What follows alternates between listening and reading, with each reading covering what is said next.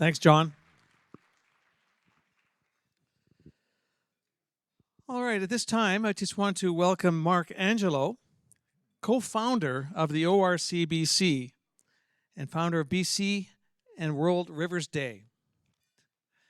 Mark will reflect on ORC's early years and sharing stories and inspiration from decades of leadership in river conservation, stewardship, and outdoor recreation. So let's welcome Mark Angelo.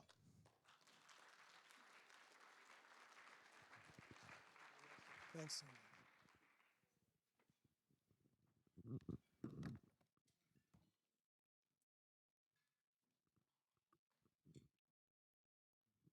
Thank you so much, Eric. It is so good to be here, and I am honored to be at this very special gathering.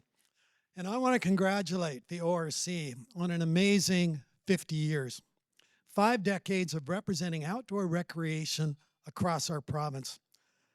And I am certainly proud to have been part of that founding event in 1976. Now, way back then, I was excited to be teaching the outdoor recreation management courses at BCIT. Yet I knew, like many others at the time, that outdoor recreation as a sector, it just didn't get the attention or the respect that it deserved. So 50 years ago, a real driver behind the creation of ORC was the fact that the sector was often treated as an afterthought in the planning process. Its importance wasn't fully recognized. Sometimes it was neglected altogether. Other times, there was not an appreciation of the growing diversity of outdoor recreational pursuits, and that diversity is reflected in this very room. Or the importance of public access, so very crucial, and yet often not considered at all way back when. But establishing ORC helped to change that. On top of that, ORC provided a new mechanism by which outdoor recreation groups could work together, as opposed to sometimes working at odds. So ORC's creation changed the dynamic, and it was a huge step forward. And in the years since, what a legacy it has created. I've had the privilege of working closely with so many amazing people who have been part of ORC's journey. From Alan Carter and Robin Draper in the beginning, to Louise Peterson and Ryan Stewart and the rest of the ORC team today, and so many in between. In the earlier days, people like Bob Peart, and Bob's with us today, made a great contribution. Norma Wilson, Karen Hodson, Jeremy McCall, Ray Pillman, Mark Haddock, Mel Turner, among many, many others. And some of those people are here.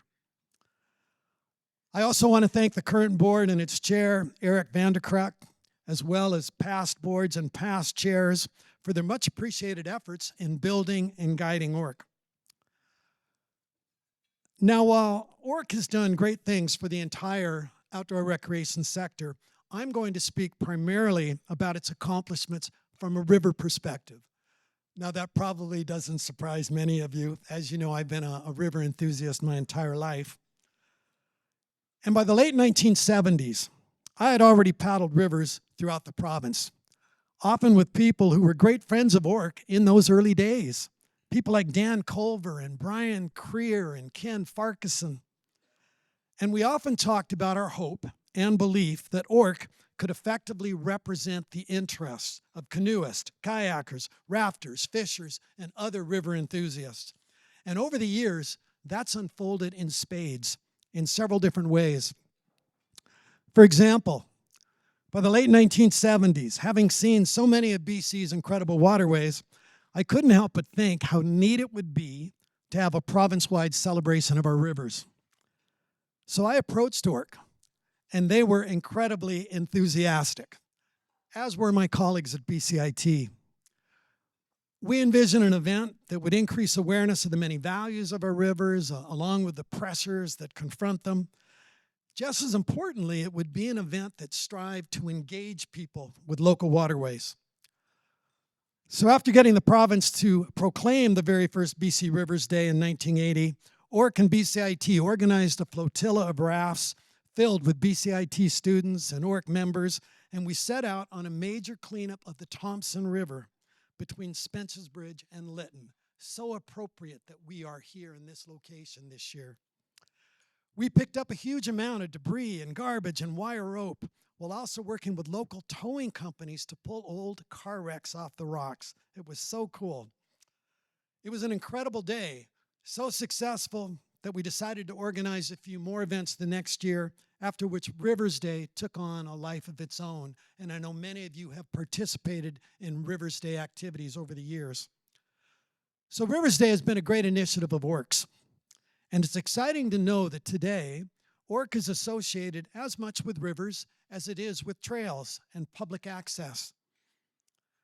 Then in 2005, the UN announced it was embarking on a Water for Life decade. When that happened, we thought the establishment of a World Rivers Day using the template we had established in BC, we thought that would be a good fit. The UN agreed, and in September of 2005, we had our first World Rivers Day. And in the years since, it's taken off to include thousands of events, millions of people in more than 100 countries. It's now one of the biggest environmental celebrations on the planet. And to know that the roots of that great global celebration come right back here to British Columbia, right back here to ORC, and right back here to the Thompson River, I think is pretty special. As still another river-related example, ORC has long been active on the strategy, planning, and policy front. And in both 1980 and 1986, ORC coordinated a major Rivers and Trails Congress. And this particular event reminds me of those. In fact, this event might even be bigger. And then from the late 80s to the late 90s, ORC organized smaller biannual Riverfest events that once again brought a diverse group together to talk about the river issues of the day. And some of those mini conferences in the early 90s were especially important because the province not only embarked on an effort to double the size of our protected areas, they also launched the Commission on Resources and Environment. It was referred to as CORE under the leadership of Stephen Owen, and that was done in an effort to settle land use conflicts. So from a land use planning perspective, that was an important time, and to its credit, ORC was a key player. Now, when I think back to those early conferences that ORC organized, there's one especially memorable event that always makes me smile. And that included perhaps the boldest and most unique conference field trip I've ever been part of. It took place during the 1986 Rivers and Trails Congress when the future of the Stikine River was a really hot topic, largely due to a proposed dam. So given the many key people in attendance, and with full credit going to good friend Peter Rowlands, Peter was a member of the Friends of the Stikine and a top-notch pilot with Air Canada, we put together a really special field trip set for the early morning hours of day 3, and the trip quickly filled up. And at 2:30 in the morning, buses picked up delegates from UBC, and we headed to the airport where we all boarded an Air Canada private flight with Peter as captain, and then we took off heading north. A little while later, all of us on board witnessed the sun rising over Mount Edziza. It was stunning. From there, we headed to the Spetsisi Plateau and then along the Stikine, including an unforgettable low-elevation flight over the Stikine Canyon. We were flying a little lower and maybe a little closer than most do.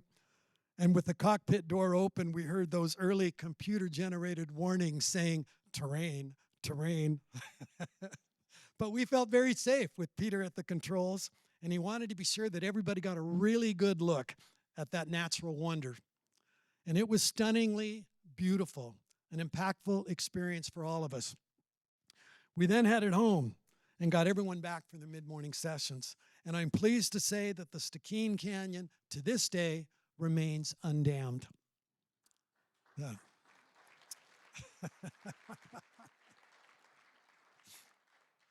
Now, in the years that followed, ORC often championed the need to protect other rivers. But much of our work was done on an as-needed basis. But in 1993, we found ourselves engaged in an assortment of river issues. So we decided to develop a more regular list of BC's most endangered rivers. The intent was to profile major river issues, increase awareness, and advocate for solutions. And that list has proved to be a very helpful and high-profile tool.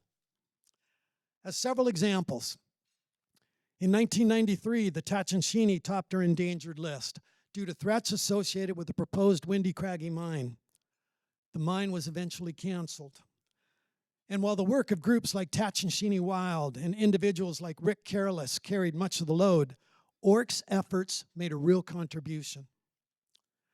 In 2010, the kettle topped the list, helping to profile water-related issues and the need to ensure the maintenance of adequate flows for fish, an important topic. In 2014, with the Lower Fraser ranked as the most endangered, ORC, along with Rod Clapton and the Drift Fishers, and Rod played a huge role in this issue. Also, the BC Wildlife Federation was involved, as well as the Siam Nation. All helped to stop the building of a waste recycling plant adjacent to the river.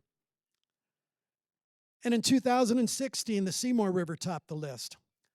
And that listing played a big role in getting access to enough money to deal with a major rock slide that had blocked the river just a year before. And Brian Smith, who ran the Seymour Hatchery at the time, I saw him just a month ago, and he told me how influential and helpful ORC's list had been. And then fast forward to this year. As some of you know or may have read, the list profiled both the heart of the Fraser, which faces immense development pressures, as well as the Cowichan River on Vancouver Island, which often suffers from severe low flows over the summer. But this year's list also profiled glimmers of hope, and it's important to do that as well. And the list praised both recent efforts to protect key habitats along the heart of the Fraser, and it's wonderful to see Andy Day here with the BC Parks Foundation, who does wonderful work in that regard. The list also profiled the current proposal to raise the height of the Cowichan Lake Weir, which would enable the release of more water into the river during the summer. So I could go on and on. But of all the endangered rivers lists we've compiled, one of the most memorable was in 2001, when Britannia Creek topped the list. And for anybody that drives to Whistler on occasion, you drive right past Britannia and Britannia Creek. Well, back then, our Fish and Wildlife program at BCIT had been working on the creek for years, documenting the extensive pollution from the sulfuric acid leachate that poured into the river from the old Britannia mine. It's a story I documented in the book, River Magic.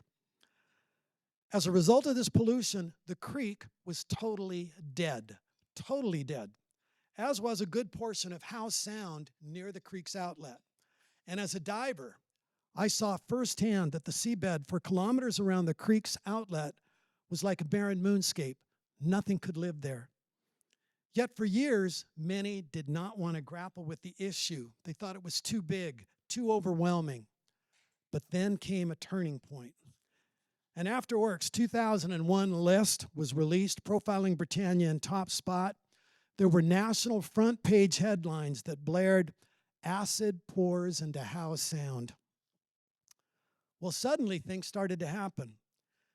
UBC helped us by installing a plug into one of the shafts, but most importantly, the province announced its intent to build a $60 million treatment plant that would neutralize the polluted runoff. And once that treatment plant was completed, we saw a huge turnaround. Aquatic vegetation started to return. Shellfish recolonized the seabed. We started seeing dolphins and whales near the outlet. And in 2011, we had our first pink salmon return in a century. To many, it was like a miracle, and ORC played a big role in that. On top of that, we later worked with the province to remove 7 dams that dotted the watershed. So the restoration and rewilding of Britannia has been incredible to see. And to add icing on the cake, my wife Kath and I visited the new housing development at Britannia just last summer. And the sales crew raved about their close proximity to the pristine creek and the beautiful sound. And yes, that was pretty neat to hear, especially knowing what that area was like just 30 years ago. So looking back on all of this, the bottom line is that ORC has had an incredible legacy and a big influence. And looking to the future, I have no doubt their efforts will be equally impactful. They will continue to work on behalf of rivers and trails and all forms of outdoor recreation. Such important work. Because, as everybody in this room knows all too well, it's that abundance of outdoor recreational opportunities we all enjoy that makes our province one of the greatest places on earth to live. Congrats to the council. It's great to be here. Thank you.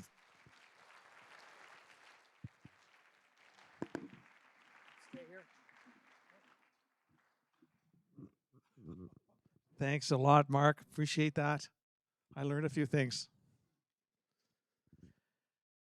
So just a note here, Mark's new film, The Rewilders, is playing in our community sharing session here at 2:15 in the Grand Hall. Don't want to miss that. But you can't stay, can you? You have a flight to catch. Can I just invite Rod Clapton to come up? So before Mark leaves the stage, Rod is the president of the BC Federation of Drift Fishers, a director of ORCBC, and has known Mark for a long time. So he's going to present Mark with a Lifetime Dedication Award. Mark, I've got a little thing for you. Watch your step. Yes. Oh, Louise. So we will, Andrew, you go, oh, maybe just, oh, sorry. Wow. Rod will explain a little bit more about this. Can you get Oh, wow. just look at all those rivers. Oh, wow. I will bring this home for you. You can't bring this on the plane. Good? Oh, thank you. Wow. Okay, Mark, you can sit down while I say some nice things about you. There's absolutely no doubt in the last 50 years, many people have made very significant contributions to the success of ORC to get us to the point we are today, celebrating 50 years with this fantastic conference, which is primarily due to the efforts of so many people here. We can't really mention them all. They've done a great job. And obviously, at the top of the list of people who have made a major contribution over the years to ORC is Mark Angelo. Mark's accomplishments are many and varied. Eric had mentioned a couple of them. You should be aware that over the years, Mark has received the Order of Canada. He has received the Order of BC. As mentioned, he was a creator of BC and World Rivers Day, co-founder of ORC 50 years ago, and still continues to be the honorary chair of the Outdoor Recreation Council of BC. There really isn't enough time to list all of his accolades and honors. I had the pleasure of dealing with Mark over the last couple of decades, and primarily relating to the heart of the Fraser issues, as he mentioned. Gravel issues, industrial development, and certainly the ill-conceived hazardous waste facility that Mark referred to. That was going to be on the banks of the Fraser River. Hazardous waste. Really didn't make a lot of sense. Anyhow, Mark is a true champion of world rivers and protecting the environment. Mark served as a mentor for me. He certainly continues to be a mentor to many who follow in his steps. And 50 years later, Mark is still an extremely valued resource to the Outdoor Recreation Council. So again, on behalf of the ORC staff, directors, and member organizations, it's already gone. Here it is right there. Yeah, can we get a picture of Kazinus? Okay. And we certainly hope that we can count on your, not just your past, your continued and future support of the ORC Mark. Wow. There you go. Wow. You're very welcome. Wow.